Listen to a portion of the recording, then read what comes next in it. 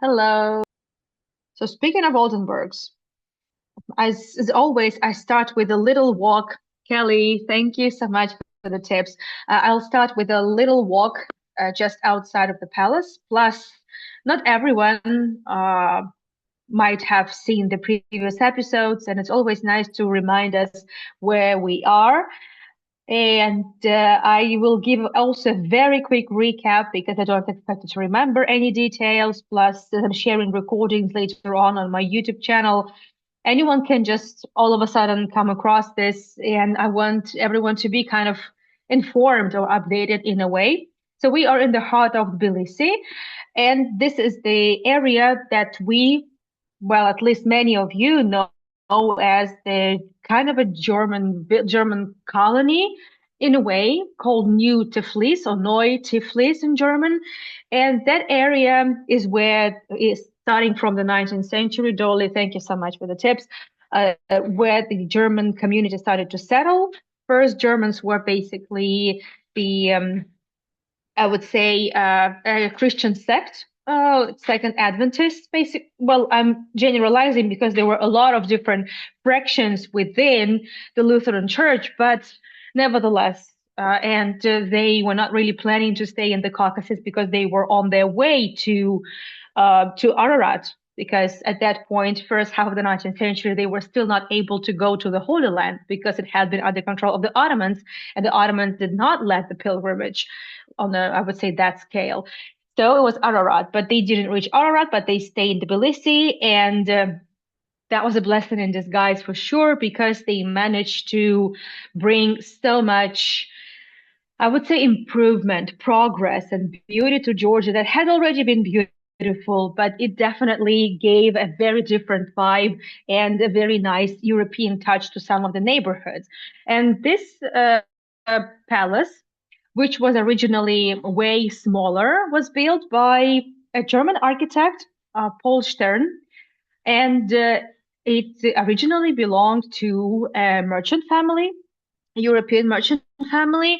And then in the 20th century, it was given, obviously, after private property was nationalized when the Soviets came in. By the way, it wasn't just like in the Russian Empire when on the next day after the storm of the Winter Palace, I'm exaggerating, but basically that's how it was. The next day after the Winter Palace was stormed by the Bolsheviks in October 1917, things changed upside down. Private property taken away, and people getting killed. Former aristocrats and Romanovs getting killed. Well, no, in Georgia it was a much slower process. First of all, the Bolsheviks came in 1921 only spring, and then by only 1928, in fact, the mass expropriation of property started happening. It was way nicer, kind of way sm well, it's smooth. No, I guess nicer and smooth is not really the no, not the best words, but it was different. Okay, different. And ever since then, well, okay, it's now the Georgian State Museum of Theatre, Music, Cinema, and Choreography, and that's basically what my story is about. It's about Georgian culture, but also about the two people, the Oldenburg family, right? The Grand Duke Constantine of Oldenburg, and his wife, the Georgian aristocrat woman Agripina Japaridze, who, when she married Duke Constantine, was given a title shortly after that, Agrippina von Zarnikau. She could not get the title of the Oldenburg. She couldn't be Countess von Oldenburg because she had been married prior to that, and her husband passed away. And this is when she remarried Grand Duke. However, they were of a bit different descent, and she had been priorly married. Well, their marriage was not exactly comme il faut, I would say, but nevertheless, well, they were happy together, and she was recognized by the court. There were a lot of legends, all sorts of legends around it. We are not getting to this at the moment because we are focusing also as the tour goes, as we explore the rooms, we talk about what we see in the rooms. And I think soon we will reach the room where we could be talking about more about actually these two people, but this was their house. They didn't live here, I would say, on a permanent basis. They were based in St. Petersburg, but they visited Georgia very often for different purposes. And this house was just one of their properties that they owned, and they would stay here whenever they were in Tiflis. Tiflis is the 19th century name of Tbilisi, and that was it. And then they sold the house way before the revolution. So it's not really correct to say that this house was taken away from them. No, that was not the case. So we will talk about it, but a little bit later. The house itself looks gorgeous, this eclectic neo-Gothic style. However, the part that's built to the right, from the right, kind of pinkish striped building, was added to it in the 20th century. Um, I would say early 20th century, and that part of the building served as the orphanage to the deaf and mute children. But however, in some documents, it says it was not really an orphanage, but a facility for the deaf and the mute. At some point, shortly before the 1917 revolution, there had already been different owners. And for example, in this photo, well, first of all, you don't see this building right? It's not there yet. So this was the office of the Vysotsky Tea Company, that Vysotsky Tea Company that you can still see in your stores. Old photos that I've shared of this building, the entire street looked way, I would say, simpler, and this was clearly a gem of the neighborhood. It's one of, I would say, very few examples of neo-Gothic style architecture in Tiflis or Tbilisi. So we carry on with the exhibition. This time, well, the previous recording should be still available on my YouTube. If I'm not mistaken, it should be there. However, I did close access to a lot of older recordings just not to cause any confusion and to follow my own rules. Nevertheless, in this room, we are talking about the garments, costumes that were used in cinematography, in Georgian cinematography, which is quite interesting.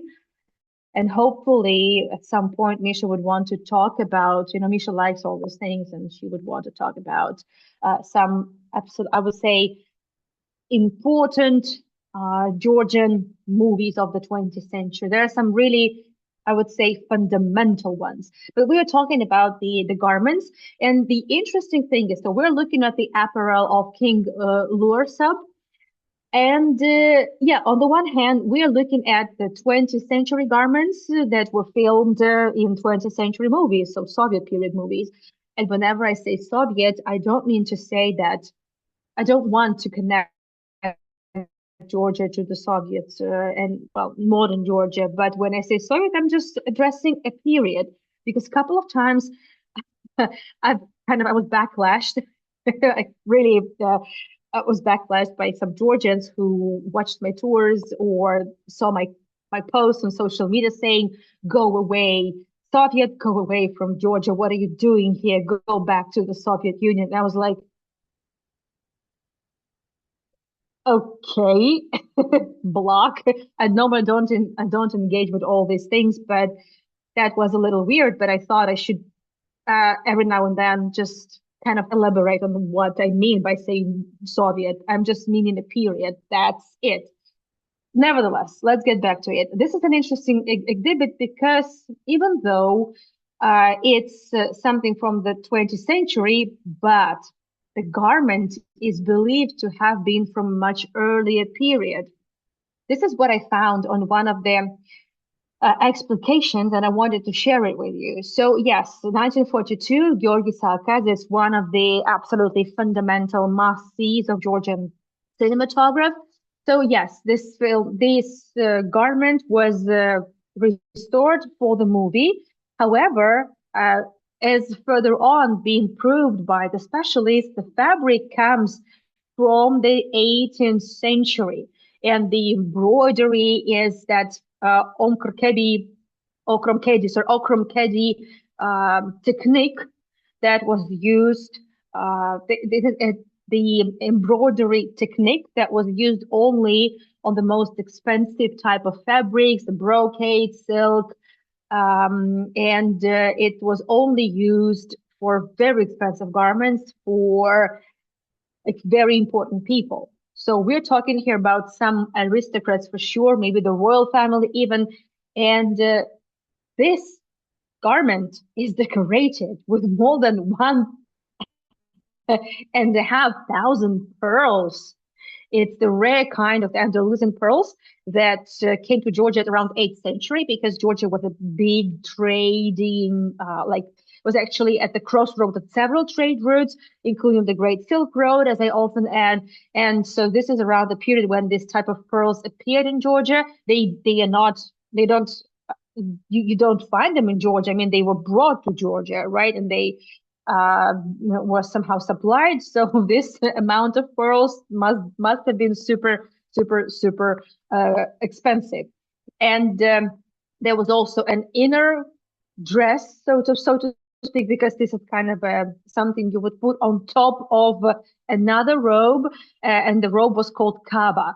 This term came from a Persian language. So because there's also a lot of, I would say, Persian influence, obviously, because Georgia happened to have been under Persians for several centuries, and then the Ottomans. That's why it's kind of a combination of East and West in Georgia, and the beautiful one. I would say absolutely unique.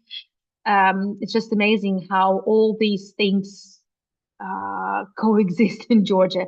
And I mean, just look at this. This is definitely not just the costume used in the movies. And also, from what I know, that how on earth did these costumes actually became available for movies? Oh, super simple. Because they were expropriated from the families. Obviously, we're talking about aristocrats. So that's 1920s, end of 1920s, and then they became just exhibits in museums. A lot of garments and furniture were actually given to Tbilisi cinema studio, um, and which is, by the way, like a 10 minutes walk from the palace itself. It's also there. And these type of items, they could be a royal dress. It was just there in the big storeroom. Imagine. So for the movie, they had budget to add, some fake crystals, some fake gemstones, but they were also natural ones. And then after the Soviet period, thanks to the also a lot of private donations to the museum, all these garments, if they had any fake items sewn to it, added to it in the Soviet period, they would be substituted with the real ones. So the costume of a Georgian nobleman, 18th century. So again, a lot of brass, like thousands of pearls. Imagine of thousands of pearls uh, all over the costume. You see, there's just everything. It's lined out with pearls as well. That's clearly a very expensive piece of garment, and it's made from the precious Russian brocade. Well, I'm not surprised if it's definitely a garment from the royal collection. Like, who else could afford something like that? Could afford something like that. And let's see at the close up. I mean, look at all that. Again, Okram Kedi, and that's what I meant by saying the inner robe. So normally the Georgian costumes would go like this. Men costume, we're talking about the men costumes. So they would have kind of a dress, inner robe, kaba, and then on top of it, there would be this type of a gown. ma it's not really a mantelpiece, right? But it's kind of a something you would put on top of it, and it's not exactly a coat, but so kind of they go together. And so we have the okram keji, the embroidery technique, and in general, I mean, there's pearl. This is interesting. This is the waistbands and belts that all well, those belts, by the way, they also were part of the costume collection of the cinema studio, of the movie studio, well, in Tbilisi. But well, actually, they come from around somewhat around 19th century. And there are different styles, I would say in general, and I will be talking more about it on tomorrow's tours. So, kind of Georgia, it's kind of two countries. Um, Sorry, Dolly, I'm not sure what you're talking about.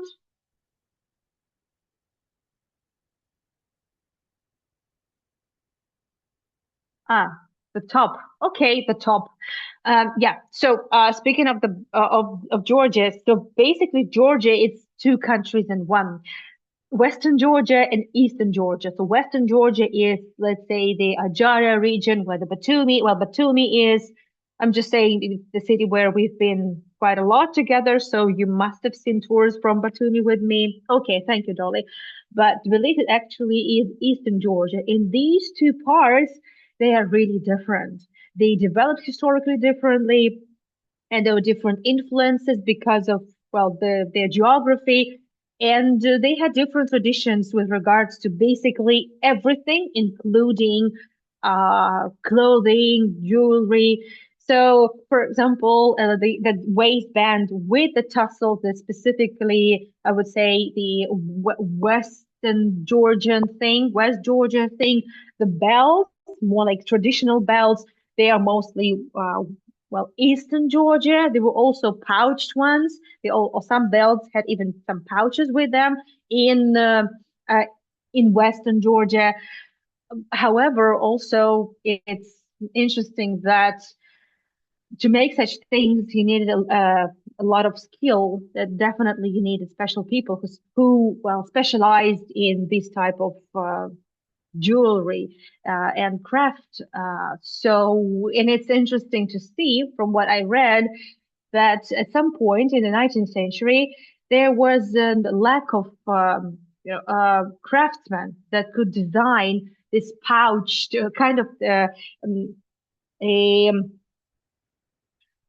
a belt with pouches. So pouches just disappeared, and that was it.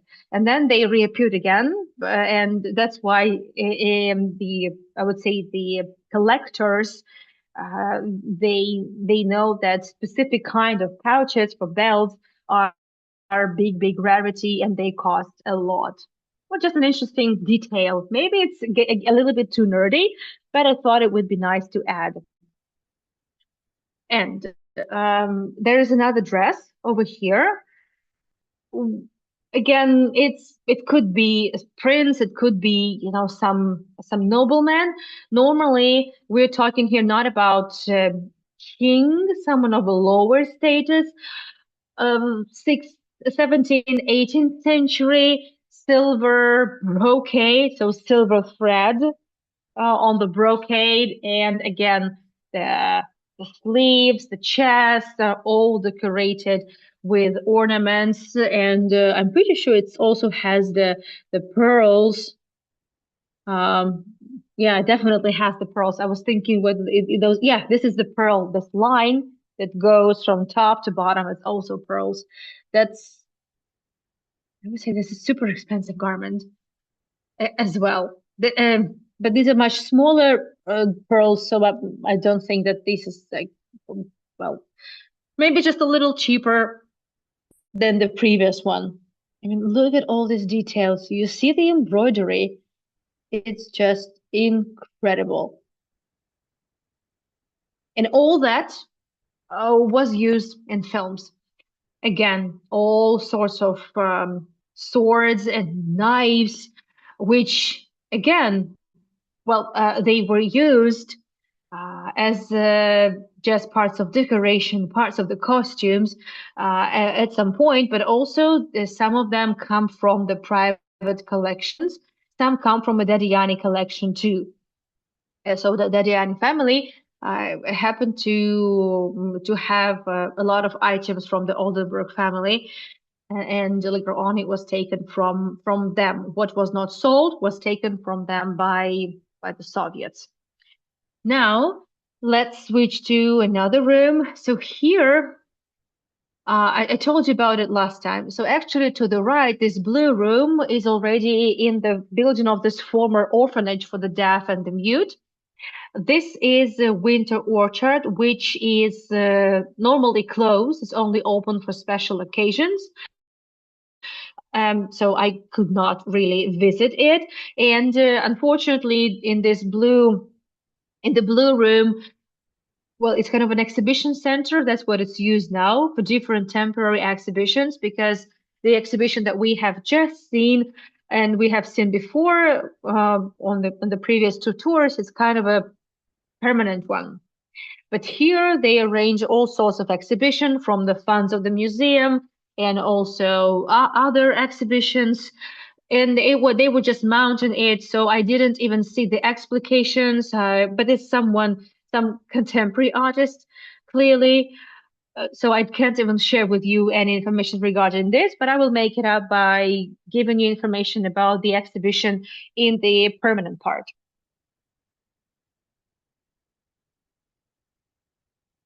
Well, this was the black leather, sort of the servant's leather.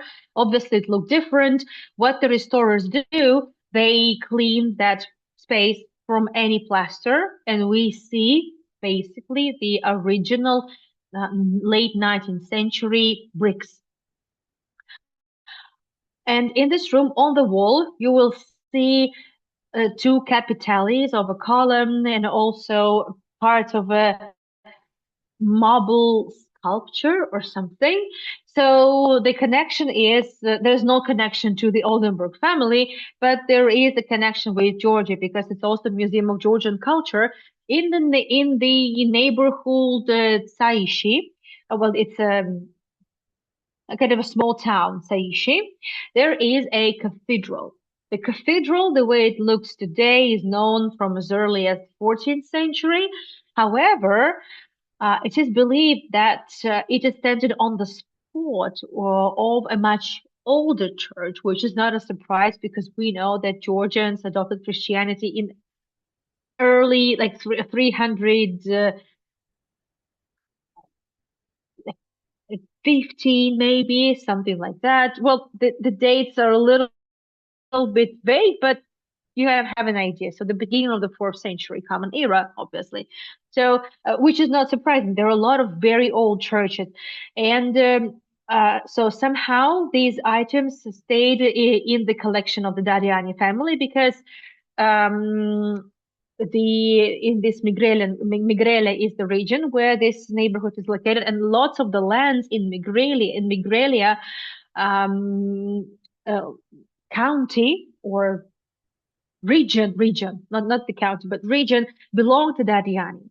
And some of the items remained in their collection. And some specialists claim that some of the columns were originally from some pagan temple, and then afterwards they were turned. It was rebuilt into a church, and well, eventually that well, like that column over there, that clearly a face.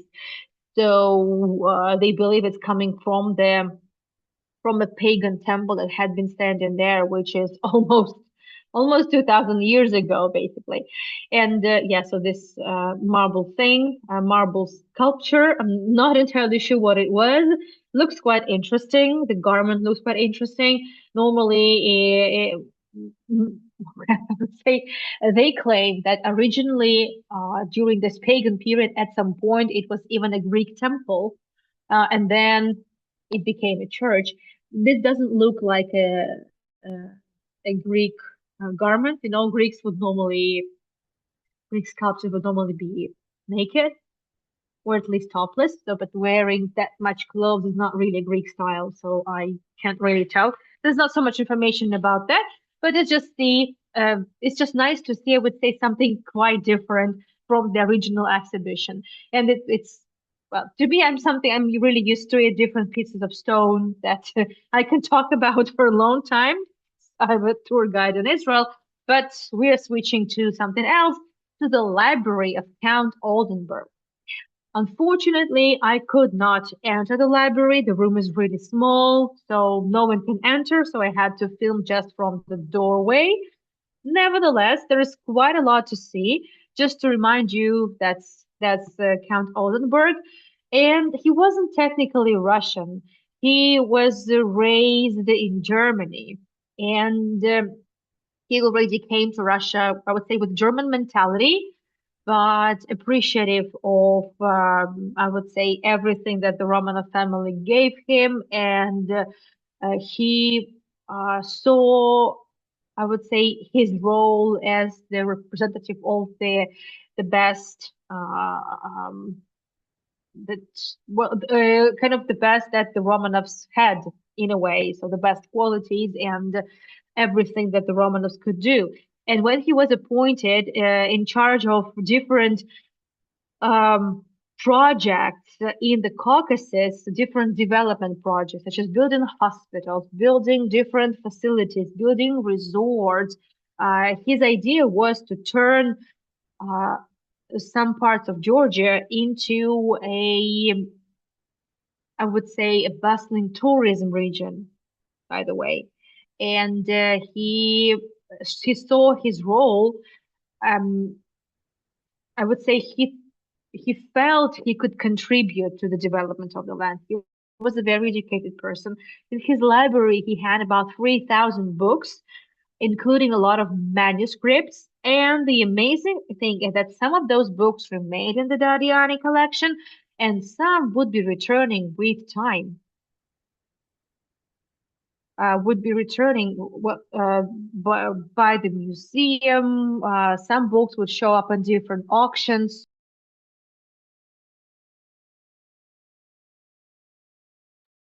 Yeah, sorry. Had a bit of an issues with my sound. And this is one of the manuscripts that belonged originally to the collection. Some books are still surfacing in auctions, and a lot of the items that the museum still has in its collection, they were purchased for the museum by the donors, as well as the Ministry of Culture and Sports of Georgia. So that's amazing to have so many donors and supporters. And I would say that this place is the best example. This collection, this palace is the best example uh, um, of the way you can actually present your country and present your culture. It's I would say quite unique, and we are just we are like only halfway through. Maybe I would say maybe even not, but we are at least approaching the second floor. And here what they have art collection, and also they have different items. Well, let's talk about art. I'm basically going with the flow. I'm going with the way items are exhibited in the museum. That's basically it. And here we can see the artwork by Petre Otkeli. To my, I would say, I'm ashamed to say that, but I had never heard of Petre Otkeli before coming to Georgia. And I started, well, subscribe to different channels and reading. There's, I would say, every day I read something about Georgia because I am in Georgia. I want to know more about certain people or certain period. Sometimes it's not so easy because a lot of information is kind of missing, or you have some gaps, some blank spots that is not so easy to fill. Well, but at least I would say there is something that you can try to find. Well, Petra Tskeli is one of the first artists that I learned about when I started Googling about the 20th century artists, and I was absolutely mesmerized with his works. He studied in Moscow, He studied he studied in one of the biggest art schools.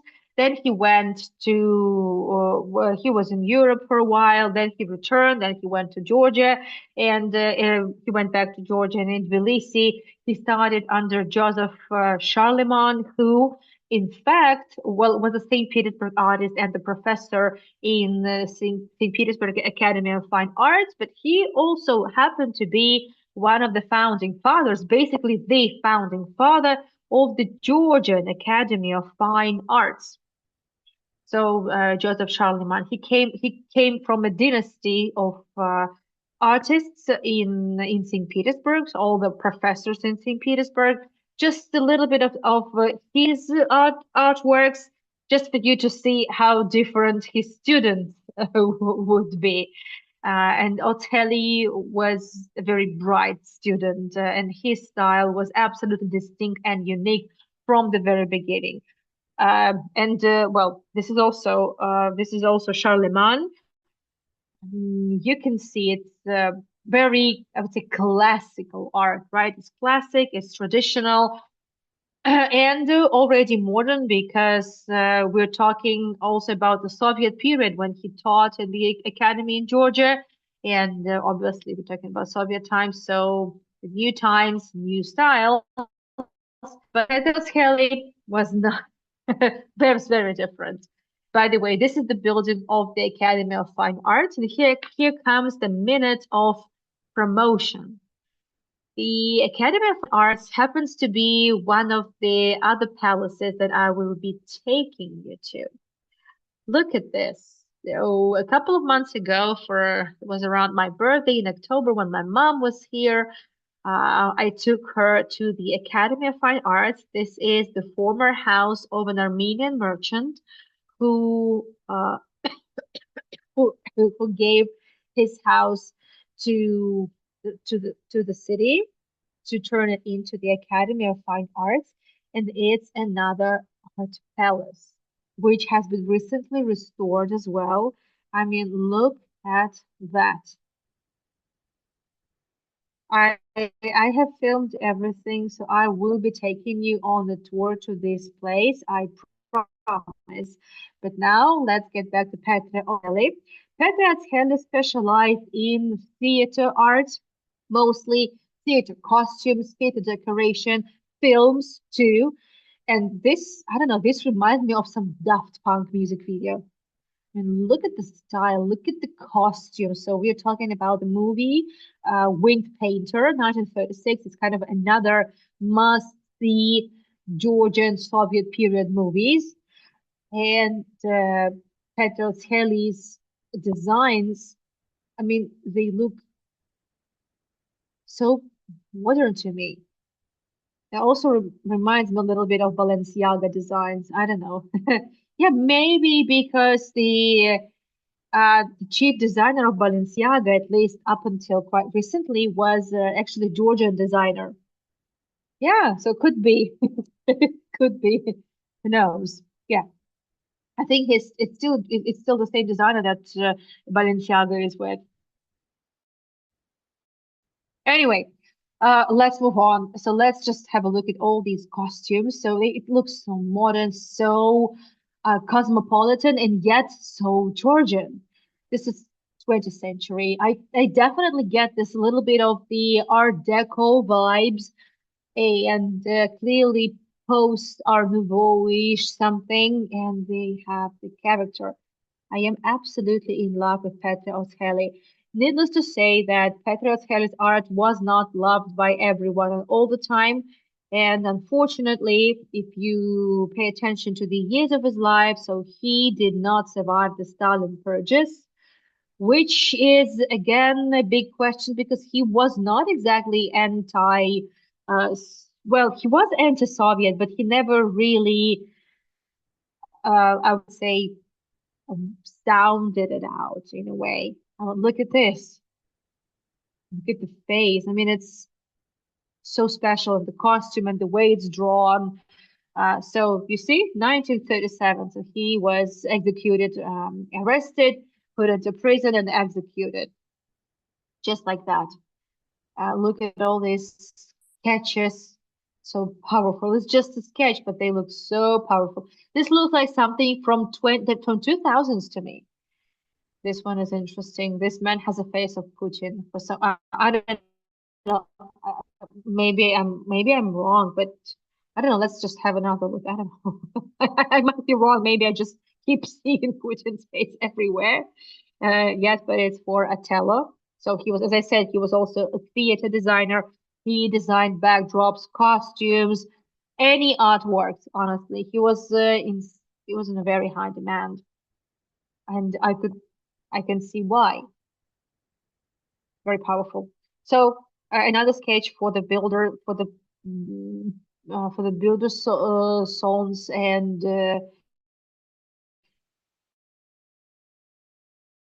this is a very, I would say, pretty much Soviet style. Obviously, he had to comply. Obviously, he had to uh, take parts in, I would say, kind of uh, movies and plays that well, kind of complied with the regime, but that was a matter of survival. Without that, he would have finished, he would have been done with way earlier. But 1937, it was the time when anyone could just never return home from work. That was it. So Petro Taylor was one of those who perished in the purges. A young man, very young, extremely talented. And by the way, in 1936, around 1930, okay, around 1930s, there was an exhibition in London of contemporary art, and Pedro Kelly was given the golden medal. Isn't it cool? I mean, I can see why. I love his work. Sorry, I'm a little bit biased, maybe, but I really like it. Also, as I said, in this room, we have different artworks. Here it's the, I would say, end of 19th and 20th century, and we have a slightly earlier period, also the already Dadiani collection in the next room. But there is still enough to talk about here. And as I said, we will be wrapping up a little earlier for me to have enough time to switch to another tour. Um, another artist that we are going to talk about also started in the well in St. Petersburg and Moscow, and we're talking about the Imperial period also. And when I say that, I might well I might come across a little backlash here.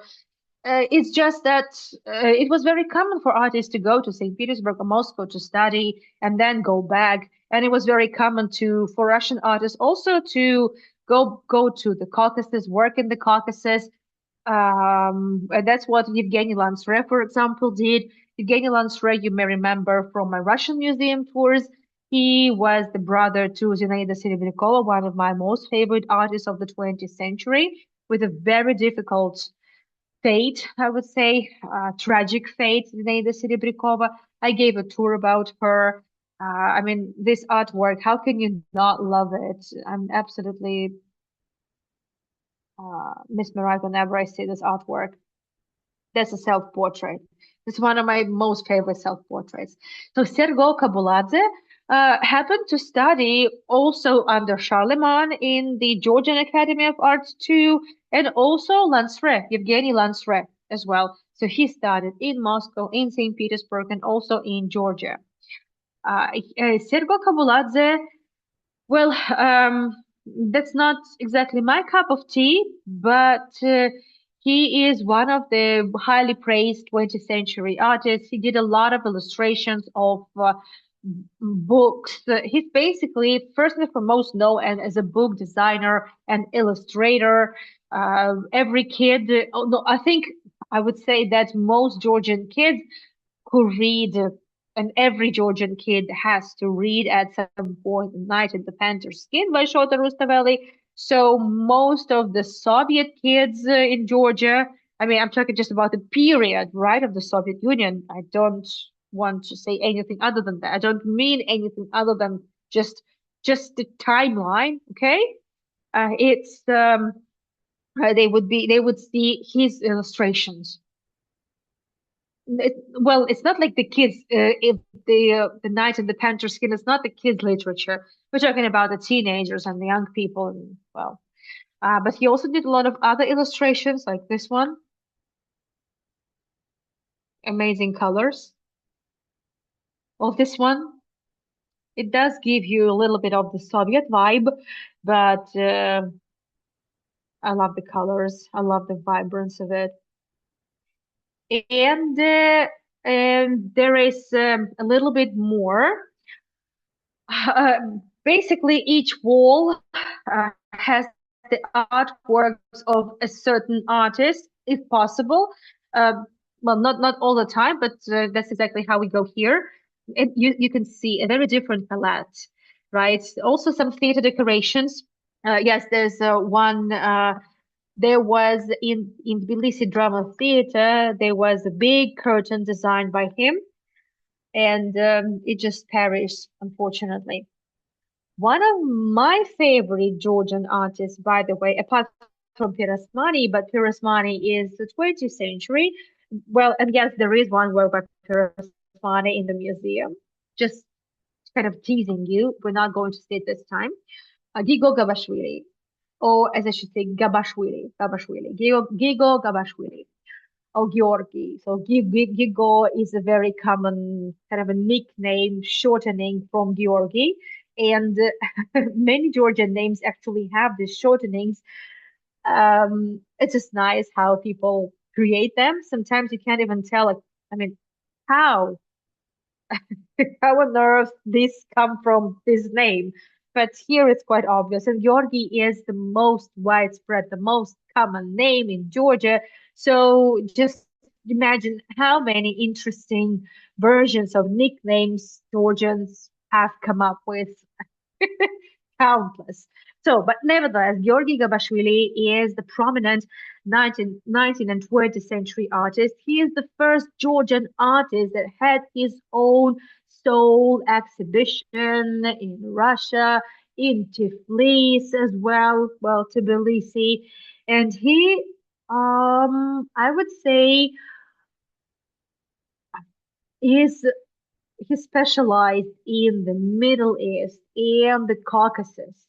He traveled a lot around Georgia and the Caucasus, depicting um, local people and paying attention, absolutely scrutinizing, I would say, architecture, costumes, colors. So his illustrations are so accurate that they can be used by um art historians just when it gets to describing, costumes at a certain period, at a certain area. And he was he gained immense recognition almost immediately. He studied in Munich, by the way. He traveled a lot in Europe. He had seen a lot of exhibitions around the world. He had he was a very well traveled, well educated man with a very broad scope. And when he came to Georgia, well, he had already been a very established artist, really established artist by the time of the revolution. And he happened to be also um, connected with a lot of politicians, with a lot of members of well, Georgian uh, Democratic Republic, so the Georgian government during the independence period, and and that's why. So thanks to his connection with a lot of politicians,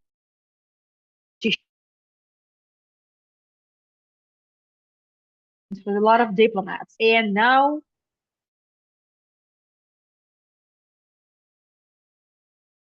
store uh, after the revolution, in order to survive the attempts of the Red Army, which originally considered coming to Georgia, but the Russian engulfed in the session span and resources to also go and occupy Georgia. And at that time, Georgia asked the support from Great Britain, uh, and this is how the British mandate period in Georgia also started. They were based in Batumi, and this is when also a lot of diplomats from European countries and also states, well, America, came to Georgia. And among those people was Charles Richard Crane, who was he was a businessman, a philanthropist, and an Arabist. So he was a scholar, and he specialized in the Arab world, and he was fascinated with the Caucasus, which largely was a part of the Arab world, but Georgia was not. But that's how he was even more fascinated with it. So he traveled in Batumi. He met a lot of aristocratic families. I spoke about him on one of my Russian Exodus tours. And Richard Crane, he also met Gabashvili. Well, they got along really quickly. He was mesmerized with his works because he knew the worth. I mean, he understood the worth of his artworks. And Charles Richard Crane commissioned a lot of artworks to Gabashvili that he took with him.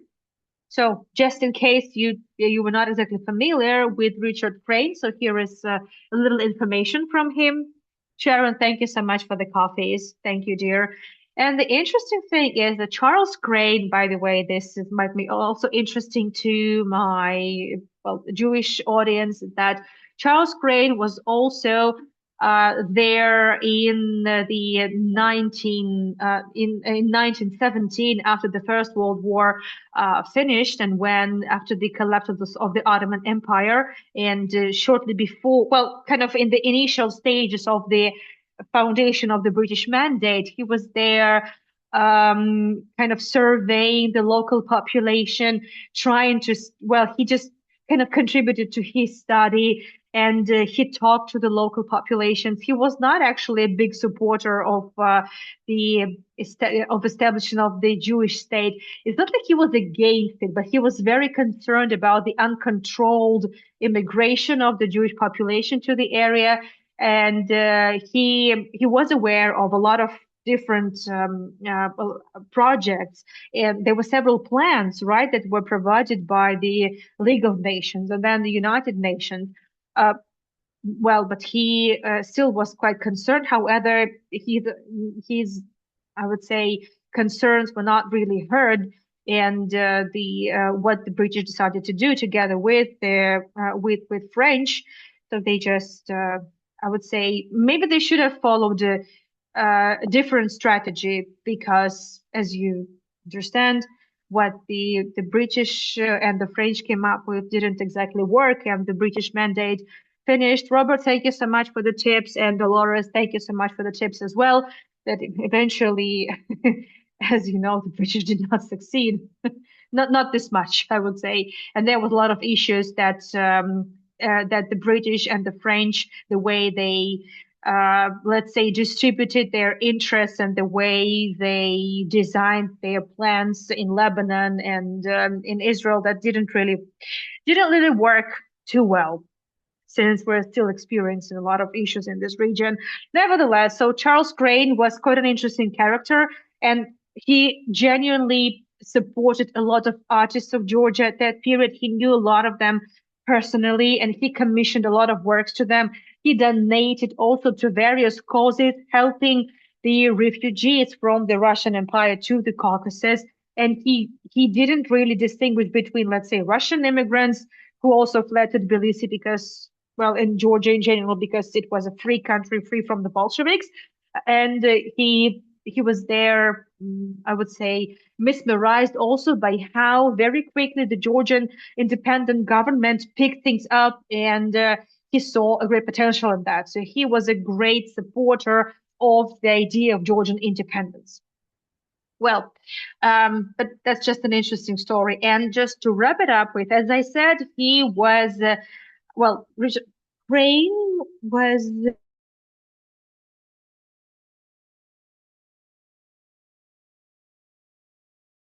in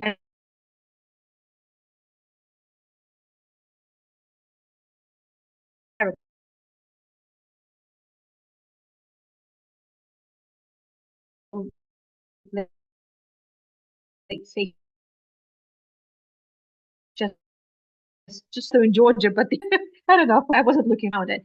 So in 1890, Crane saw this artwork. He commissioned a copy. Authors copied him.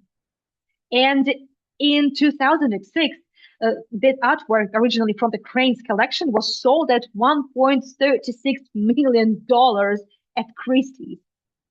I'm just saying, you know. Yeah, so that's where we are going to wrap this up because, as I said, I need more time to get ready for the next tour. Just set things up. Not ready, I'm ready, but you know what I mean. Let me turn on the chat. So let's have a quick Q&A. Yeah, actually, that's exactly how I timed it. Good, not too bad. And hello to all those who have joined us a little later. Hi, Cindy. Maria, I have two Marias, by the way. Marcy, Marilyn, you've been able to join. I'm so happy. So it's great. Well, Marilyn has been trying. Well, she also tried to join us on the previous tour, but something went wrong. I'm so sorry. But the previous tour has been recorded and I will be sharing it with you and on my YouTube channel. So I'm glad you made it. Thank you, Sharon. So, as you see, Georgia is a place where so many interesting and unexpected connections can be traced, and I come across them nearly on a daily basis. So I can't miss any opportunity to share it with you. Okay, so what's going to happen now? Just in case, I'm going to share with you the links to the upcoming tours. So first and foremost, in 5 minutes from now, you referred, sorry, to someone having a German mentality. Um, German mentality. Well, I mentality. Well, maybe I spoke about the German community, the German colony in the beginning, because the palace is located in the German community, German colony. Uh, Maybe that because the architects were from Germany. Sorry, I'm not sure. I don't remember what I was talking about. So I'm sharing here, but you can also text me later on, and I will try to remember what I was talking about. I'm so sorry, dear. I'm so sorry. So in 5 minutes from now, I will see you if you're interested on the tour about the New Year and Christmas traditions in the Romanovs family and beyond, I would say beyond the Imperial period, before and a little after. Let me see if I can put all the links together. And now let me see the chat again if I am missing anything. Thank you, Maria. Thank you. Let me see. There were some other messages clearly that I missed. Sorry, Cindy, I'm now a bit I'm thinking, what was I talking about?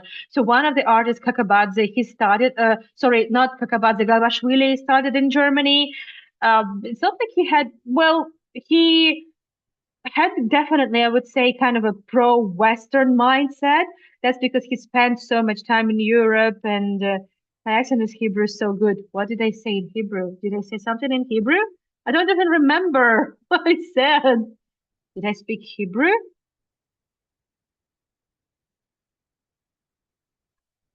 No idea. Am I sleepwalking or what? These connections are truly amazing. Thank you so much, Maria. Thank you. So Cindy, feel free to text me later on. I will also think of it. I would like to talk about it. I'm just not sure what exactly I said. Kitchen breaks, any leftovers? Well, there is kind of roasted chicken that Misha cooked, but since I need to be elsewhere in 2 minutes, I guess we're gonna have to skip that. Thank you so much, everyone. Yes, Chag Hanukkah Sameach, Merry Christmas, and I'll see you, at least some of you, on the next tour. Thank you so much, and bye-bye. Thank you so much for your support as well. So I will share the recording later on. Bye-bye.